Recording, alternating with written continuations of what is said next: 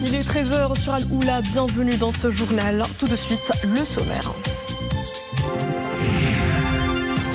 Le peuple marocain commémore le 63e anniversaire de la disparition de feu Sa Majesté le roi Mohamed V.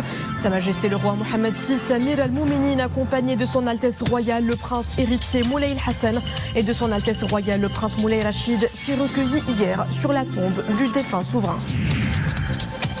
Reprise des liaisons maritimes pour les passagers à travers le détroit de Gibraltar. Après 2 ans de restrictions, le port de Tingemed retrouve son effervescence d'avant Covid.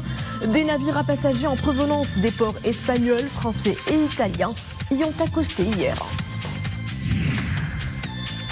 Puis nous mettrons le cap sur Mogador. Nous irons à la découverte de l'un de ses écrins historiques, le musée Sidi Mohamed Ben Abdallah, un monument qui prête ses locaux à des œuvres artistiques ancestrales. Bijouterie, monnaie, instruments de musique, une collection inédite, mise en scène dans un circuit muséal des plus captivants à découvrir en fin de journal. Bonjour, Sa Majesté le roi Mohamed VI, Amir al-Mouminin, accompagné de son Altesse royale le prince héritier Moulay Hassan et de son Altesse royale le prince Moulay Rachid, s'est recueilli hier sur la tombe de feu Sa Majesté le roi Mohamed V à l'occasion du 10e jour du mois sacré du Ramadan qui coïncide avec l'anniversaire de la disparition du père de la nation. Que Dieu l'entoure de son infinie miséricorde.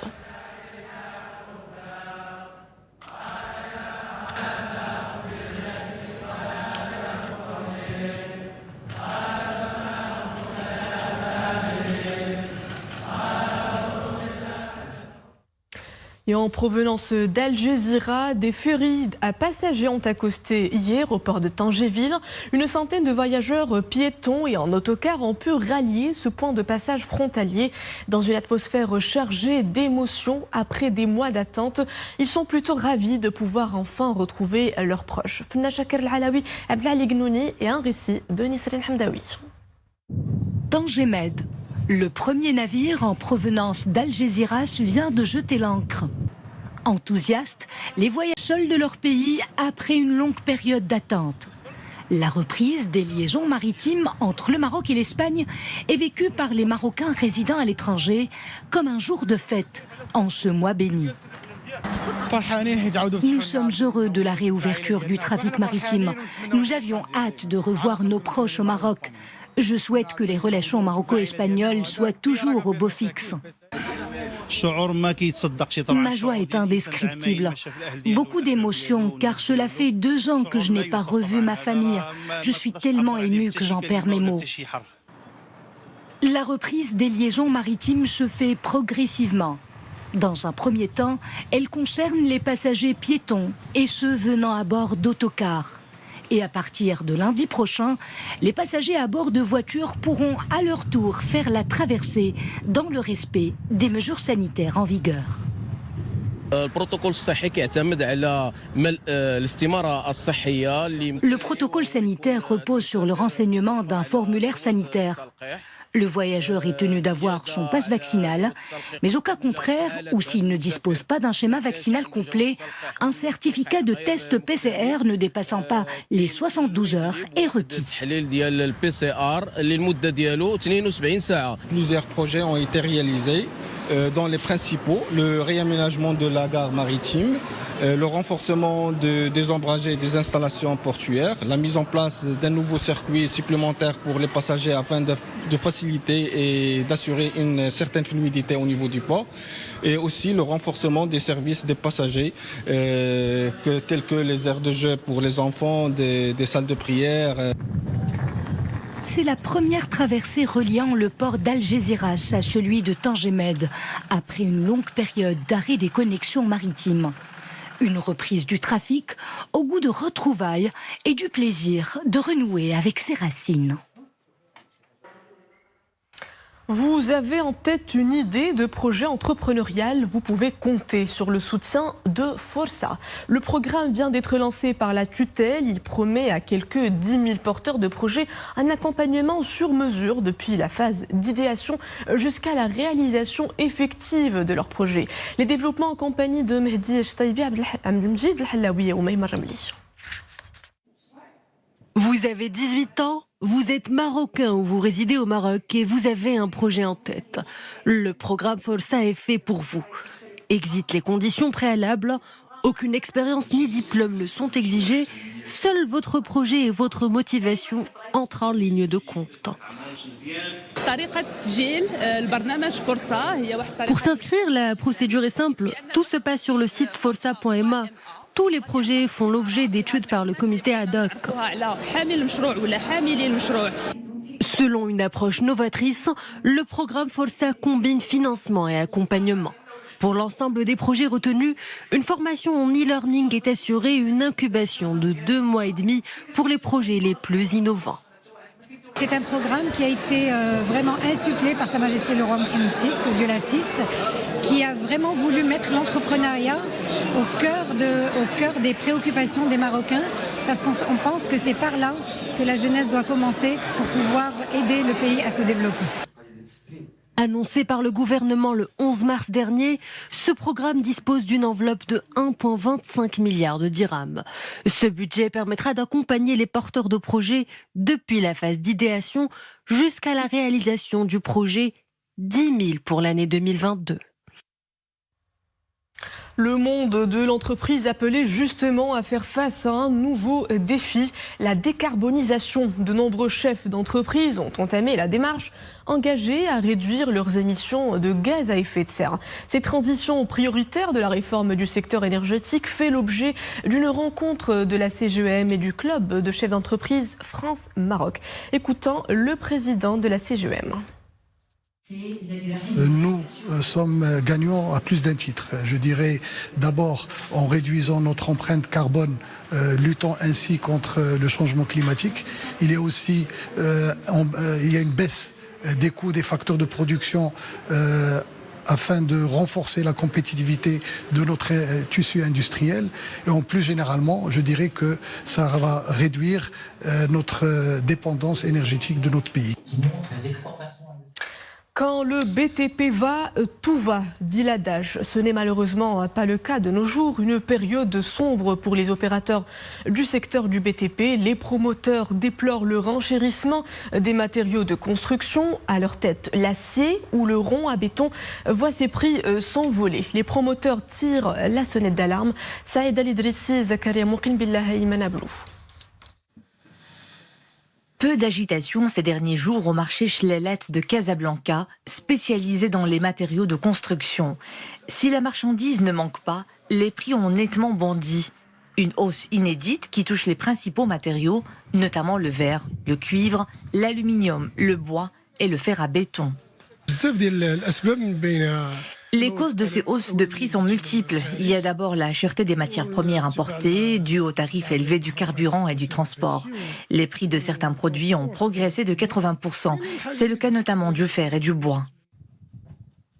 Face à la flambée des coûts de production, le secteur de l'immobilier est le plus durement impacté. Les professionnels s'attendent à une baisse de la demande. Conséquence, leur marge et leur volume d'activité devraient prendre un sérieux coup, les incitant à faire des arbitrages difficiles. Nous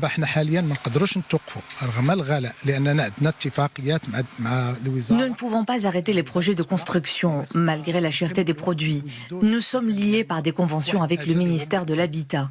Nous devons donc achever ces projets dans des délais déterminés. Dans les cas contraires, des pénalités sont prévues. Nous sommes pris entre le marteau et l'enclume. Au Maroc, le secteur du bâtiment et travaux publics représente plus de 6% de l'économie nationale. Après une croissance de 5,1% en 2001, les professionnels espèrent une sortie de crise. Cap à présent sur Essaouira, la cité des Alizés, terre de joyaux architecturaux. Au milieu des ruelles de l'ancienne Médina trône fièrement le musée Sidi Mohamed Ben Abdallah. La bâtisse nous plonge au cœur du 19e siècle, une mémoire croisée du patrimoine juif et musulman. Suivez le guide.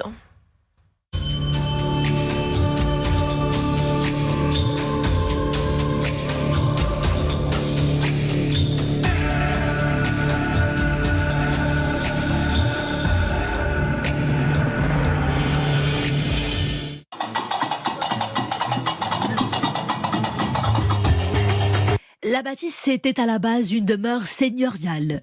Pendant le protectorat, elle devient le siège de la mairie de la ville. Ce n'est qu'en 1980 qu'elle est aménagée comme musée de la ville et de sa région. Le rez-de-chaussée plonge les visiteurs dans le mode de vie et l'évolution architecturale de l'ancienne Médina.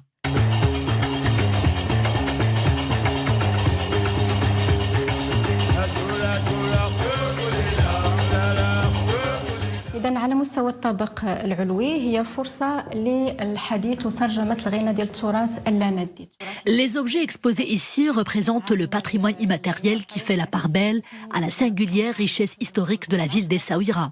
Des œuvres artistiques à base de bois, de genévrier, qui est d'ailleurs la marque de fabrique traditionnelle de Mogador et qui est sur le point d'être officiellement annexée comme patrimoine national immatériel.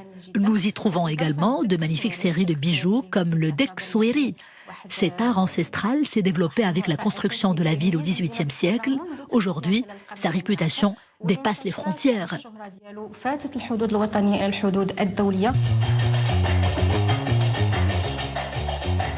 Le musée Sidi Mohammed Ben Abdillah est aussi un haut lieu de mémoire. Une mémoire écrite, réécrite et continuellement partagée entre musulmans et juifs. Il raconte l'histoire d'une ville-monde, carrefour de plusieurs civilisations. متحف سيدي محمد بن عبد الله هو من أول المؤسسات الثقافية اللي تم إحداثها بمدينة الصويرة واللي تلعب دور أساسي ومهم جدا في التعريف. L'établissement compte parmi les premiers sites culturels dont la construction a érigé la ville d'Essaouira comme ville ouverte sur les quatre coins du monde. Il continue d'ailleurs de jouer le rôle de porte-étendard d'une richesse inépuisable. Nous y trouvons des objets datant de la préhistoire et d'autres des époques phéniciennes, romaines et médiévales, sans oublier bien sûr les objets datant de l'ère de Sidi Mohammed Ben Abdillah. تم العثور عليها في جزيرة موغادور ثم هناك الفترة الوسيطية هذا فيما يخص بالطبق السفلي دون أن ننسى طبعا كما قلت الغنى الطبيعي اللي شجع على استقرار هذا الإنسان منذ العصور القديمة.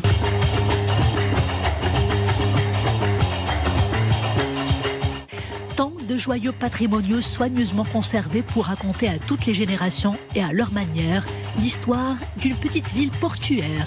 Une ville qui se dévoile à ceux qui déambulent tranquillement entre ses remparts et ceux qui choisissent la voie muséale pour la découvrir ou alors la redécouvrir.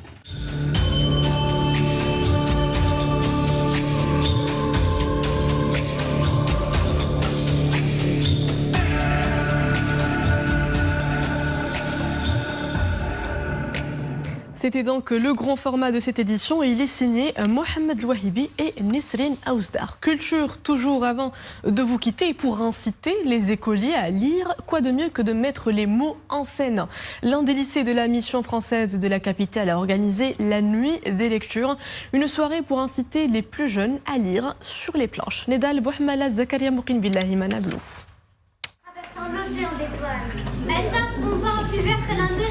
Ils sont jeunes et passionnés d'art et de littérature. Tour à tour, ces élèves offrent des lectures théâtralisées de passages de textes qu'ils ont lus et appris par cœur. Des prestations assurées en français, en arabe, en anglais et en espagnol. J'ai beaucoup aimé faire cette scène de théâtre, nous y avons mis beaucoup de cœur et pendant les coulisses nous étions stressés mais quand on est rentré sur scène ça allait mieux. On a fait ce projet, on a eu beaucoup de problèmes, mais comme vous voyez, on a réussi.